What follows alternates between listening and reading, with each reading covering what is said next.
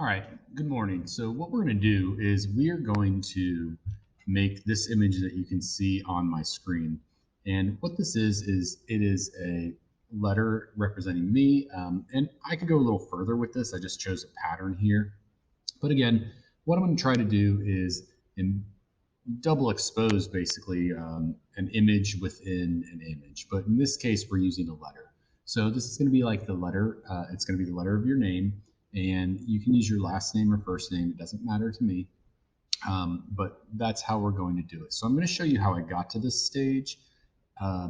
There is some back and forth. You're going to just basically use everything you already know. So what I'm going to do first is I am going to go ahead and make a new image. Now to do this, the very first thing I did was I took a picture. And to take a picture, as you can just see, I went a little quick there. Excuse me. You just go File, you go Take a Picture, and then however you want your picture to be. Now, if you want your picture straight on, it's really going to matter for your letter. For mine, I did this, and then I click Take a Picture. Okay. Once you hit that button, it doesn't show you anything on your screen. It's just going to show up. All done. Now, the next thing that I did was I actually went and I edited out the background. You're not going to want the background, so you might as well get rid of it. Again, we're going to use Navigator. I always like using Navigator. And we are going to first look at if we can take some of that out with the magic wand. So again, it looks like we can get a good bit of it. I have a solid white background here. If you have a solid white background to take a picture against, it'll work nicely for you. But of course, as always with the magic wand, it's not perfect, again, and I like to use the polygonal lasso tool and go through and clean things up. You could still use the magic wand and click the areas that I missed. You can see where I got some hairs that are keeping it from there. And there are a lot of areas here that it did miss. It's kind of rough, but for now, for the quick tutorial, it's not terrible. So we're going to go ahead and run with that, and we'll see where we go and what we need to fix. Now, the other thing is I'm not going to end up wanting any of my shirt or any of that stuff in here. And again, you'll notice if I click the magic wand, it says my beard and my shirt are very close. Excuse me. That my beard and my shirt are very close in color, my tolerance level. And in reality, I really don't want you guys using the magic wand heavily. It's something that is an okay tool, but in truth, you're going to end up not using it. So for this, what I'm going to do is just go ahead and cut the bottom off. And we're not going to end up using any of the image below that, so that should be good for us. And we can also, I would go ahead and fix some of this, little beard area that definitely needs shaved. I'll go home and clean that up tonight. So what we're going to do is we're going to try to get this in with another letter. Now we can move our head around and all those things. And again, like I said, this bottom area, none of this is going to matter. We just get rid of it quickly. I'm not going to have any of that in there. And again, we can certainly come in and clean this up a little better if we need to. Again, Control D is our deselect. Now the next thing I want to do though is I want to incorporate a letter from my name. So for mine, I'm going to be using Hedges. The last letter is H. Now for letters, for text, you're going to go over here to the T in Photopea. When you click on that, it's going to bring up in here. So we have the size, we have the line weight, we have all of these things. Now you'll notice right here where it says load a font, and I just deleted it. So this is all the fonts we have. Now we've got a lot of cool fonts in Photopea to begin with. I mean, there are some really good fonts, but I want your font to represent you. So if there's a font that you think would be more specific to you, you can go get that. And it's actually not hard to get a font on your computer and use it here. And in fact, almost every font that you can think of is online. You can go get those. Now, we can't exactly get the name of every font because we'd have to pay for that font. And again, an artist made that. So like the Harry Potter font, it may not be called Harry Potter, but I know it's on there. You can find it. It's just called a different name. So two of the sites I like to use are DaFont and 1001fonts.com. And they're really neat. They really they're a great way to use fonts, and most of the fonts are free. Now there are some on there that say they're for pay only, but we can really go through. There's tons of categories here. There's movies. There's if we look at horror movies, this is the one I actually just loaded, Night of the Dead's when you turn it on. But these are all based on films, on movies. All right.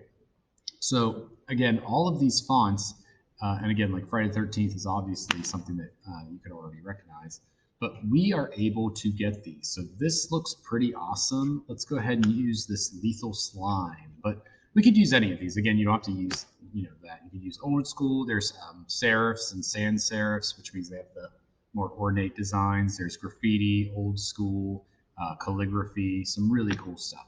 But for mine, I'm going to go ahead and use this one. I like this one. It just jumped out to me. I immediately liked that. So I'm going to go ahead and download it. And you'll notice it's right here on my computer. And this is a true type font. And a true type font, I actually have a video on fonts and things that we can watch, but it will load. Now here's the problem. The only problem I've had is when I go to open this, sometimes I'll lose the font. So what I like to do is I like to take the font and just drag it onto my desktop. And again, that's just so I know where it's at. You could put it into any folder. Now, typically I'll use a font and delete it when I'm done. So it's not something I keep around, but you can even make a font folder, and there it is. Okay. So I'm going to go back to Photopea. I'm going to go here. Again, I'm on my text. I'm going to click here. I'm going to load a font. And on my desktop, there it is, Lethal Slime, and that's the one I just downloaded. And now it says Font Lethal Slime is loaded. So all I have to do is go down here, it's a little laggy, and find Lethal, whatever it was called, Lethal Slime. And yes, I could find it up there, but I'm just scrolling through here so you can see that if you you really already have tons and tons of fonts here. But again, I really like to download my own fonts. It's kind of fun to look at that. And I'm not seeing it. Let me. Am I spelling it wrong? L-E-T. Maybe I wasn't far enough down. It's there. I guess I was in the wrong spot. Anyways, what we're going to now do is I'm going to put an H, and you'll notice it's very, very tiny. So what I'm going to do is mess with the size. And just because the bar ends here doesn't mean the sizing has to. I'm going to go ahead and enter my numbers, not 2000. And let's see how 200 looks. 200 looks pretty good. I like that. And again, it's not quite the full size, and I don't really want it to be the full size. We're going to go right here. All right, so what I'm going to do next is I'm going to go ahead and use my navigator and zoom in a little bit. And right now it is a font file. Now I can duplicate this file if I want and turn it off. And then the copied layer, I'm going to right click or two finger click, and I'm going to rasterize the layer. Now, just like when you open images, we've talked about rasterizing layers, it's going to allow me to work on it more. All right, so from this stage, all I'm going to do is I am going to make some artistic choices, because I don't want this to look this way. I want it to actually have more of a design to it. So the first thing I'm going to do is if I click the area in here, so right now I've clicked the outside space of the H, okay? I can now go back to this layer, and if I were to hit backspace right now I can do that, it's going to delete everything except what was inside the H, but I don't want it to look like that. So what I want is I want it to actually incorporate some of my head and the inside, but not all of it. So the reason I did this is because I'm now going to use the eraser tool, and we could use a mask, but we're not going to get into it right now. But I know some of you are already out the gate running, so you might say, oh, we could use a mask. Not right now. We're going to use the eraser tool for this one. And all I'm going to do is, using the eraser tool, notice I can make it larger and smaller. And if I erase here, it doesn't matter how much I try to erase, it's not going to let me erase inside the H because that is where the selection is made. However, outside the H, we can. Now right here, if I erase, it's going to just erase part of my chin. And I don't want to do that. I want it to actually incorporate my beard into the letter. So what I'm going to do is go ahead and use my polygonal lasso tool. And I am going to erase it in this manner. Again, it does not matter if I get too close to the H because I can't delete any of this H layer. Again, it's a different layer. And I'm going to go ahead and do that up here too. I'm going to zoom out a little. And again, you can see this area. And I have lost my selection. So I'm going to go ahead and do the selection again.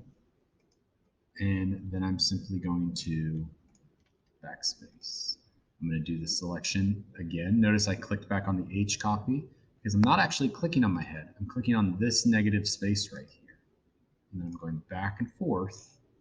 So now I'm on my background again, and I can delete part of my head. Uh-oh, we don't want that to go away though. So we're going to go back. And we can't hit backspace, so we are going to just take the eraser and erase it by hand. And we're going to look for anywhere else. Now, I kind of like where my hair goes into the H right there, so we're going to leave that. And we're going to leave everything else. It looks pretty good. We definitely could clean up the area here. I don't like that these touch, so I'm going to go ahead right now and using the polygonal lasso tool, I'm going to go ahead and actually delete a little bit of the black because I don't like how wide the H is there. I want a little bit of negative space. It'll make it nice. I think it'll look better. So I did that first. Now that was my head background, and now I'm going to go to the H copy and delete that. And already you can start seeing how I got to where I was in the last one. Control D for my deselect. I don't need all this extra space right now, so I'm going to use the crop tool. You'll notice it's right under the magic wand, and I'm going to drag the crop tool just like in any other program. And when I let go, hit enter, and I can select my H. Okay, and I can make that smaller or larger, and you can go in and fix things. So like if you look at my chin here or my beard, I don't like how that looks. You can go in and fix that later. So the next thing I'm going to do is I don't want this area to be left empty. So I'm going to go ahead into the H again. I clicked that area and I'm going to make a new layer. Remember, your layers are like pieces of paper stacked on top of each other. So I'm going to drag that new layer all the way to the bottom. And then I am going to color, and let's go ahead, since it says it's called slime, let's make it slime looking. And if I color, I am going to, I can't color outside here because I can only color inside the selection. Even though I used the H layer to make my selection, now I'm on layer 1, which we'll call green. And I'm only going to be able to fill that area with green. Now, if I color over here, it would show up, but it's behind my head. So even if I colored all day long, you can't see it. But if I turn the head off, it is filling it in. Okay, so if I color all that, but then I turn this layer back on, you can't see it anyways. All right. Let's go ahead and add a background. So I'm going to make another layer behind the H. And for this, I'm going to go ahead and fill in with this yellow. Oops, and look, I still have my selection made. Oops. So deselect, and then all right, so what I'm going to do to finish this up is I am going to add another layer of text because the last thing I do want is I want your full name underneath your picture, and I do want to show you. So if I type in lowercase, you will see that the images, or sorry, the text is coming up as squares. The reason that's happening is it is not supported in this file type. So this font only allows me to use a capital letter. So what I'm going to do here is, using all caps, I'm going to do my font. Also, I'm going to bring that to the top so that it's in the front. And you can see where I messed up. Oh yeah, you can see where I messed up some of my typing here. So let's fix that. I don't know what those letters were. And that should work pretty well right there. Now again, if you want to add color to it, you could do that. For this, what I'm going to do, head up there, is I am actually going to redo the exact same thing I did. So we are in 27 font, but I want to use a purple or a violet. I feel like it would look good with that green. And basically, I want to create like a drop shadow design. Oh, I'm still in black. Oops. So if you notice up here, I picked the wrong spot. Up here is our text color. Okay. Now we're good. So what I'm going to do with that is I want to offset it so it's almost like kind of hard to read. And again, if you want to make these larger, stretch it without actually changing the font size, you can still just right click and rasterize those layers. So for the sake of this, I want to double check how it looks first. And right there is where I want it. And I'm going to go ahead and rasterize both of these. And then right now, I'm going to link them together because I don't ever want them to change. Remember, once the layer is linked, I can move it. I can click on one and I can resize it. And it will actually resize both at the same time, which is nice. So again, we don't want it to interrupt the image. I'm going to put it right here. It's a little offset just for the weight. Now the last thing I'm going to do is I do want you to have a pattern in here. So I'm going to go find a pattern and then we'll insert that. And anything else we want to add, especially we can go ahead and clean up areas of like the beard, things like that too. So I'm going to go find a pattern. All right, so what I did is I went and found this pattern again, and the pattern is solid with white. And what I've been doing is taking the magic wand and making selections and deleting certain areas. Again, I don't want all the yellow to be hidden, but also this pattern is so busy that I really don't think it's probably not going to work. It's too much. It loses a lot of my design. But in general, you can see it. So again, we might get rid of the pattern. I do like the solidness of this image. But again, it doesn't hurt to try things out. So what we might do is we could look at maybe moving it. Something else I think would probably help it is if we just change the opacity of this. So if we change the opacity, it's going to make it more clear. And instead of just being solid yellow, we can even give it a little bit of design so that it's still visible, but not taking away from our actual design, and I like that. Again, we can do that through blending options. So if you want to look at those, we have things like dissolve, which again, let's go to screen. So screen, and again, we're kind of just messing around with making designs. I don't like that. I kind of like it how I planned on doing it. So we're just going to change the opacity, get it at 22%. I liked it. And the last thing I want to do is, now that we're kind of looking, or in the final stages here, we still have little parts to clean up of the face. There is something I want to show you. If we look here, there is a spot right here. And I know it's kind of hard to see from far out, but it really bothered me. So I missed some of the green when I was filling it in. Now, the problem with that is that some of you, let's say you picked another color by now, and you're like, oh, well, how do I get that green back? You need that exact green. It's actually pretty easy. what I'm going to do is I'm going to click on the green layer. I'm going to go over here to this eyedropper tool. It's right above the healing brush, looks like a band-aid, and below the crop. And if you click on that, it actually samples the color that you clicked on. So when I did that, you'll notice my bar right here changed to that exact color, and then I can go fix that area. Okay, and again, that is a really convenient tool for if you mess something up instead of just trying to guess what color it is to color match. Again, we could go in here and change any of these. We could even change the actual H itself. But this pretty much is done, I would say, at this stage. I'm definitely going to add a little bit of design to it. You could do things like you could fade some of the hair out. You could add a little more to it. So again, if we look at, I'll show you this, it'll definitely, you know, well, no, I don't like that at all. It's too much. But again, you can play with any of these to see if there's something in there that you would like to use. You could change the opacity a little if you really want, but I like mine solid. I'm going to zoom in on certain parts.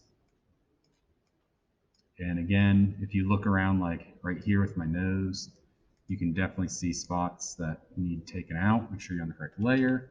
And again, Magic Wand only does so much. I like the polygonal lasso tool. And I'm just going to slowly go around. And every time I click, it makes a selection and backspace.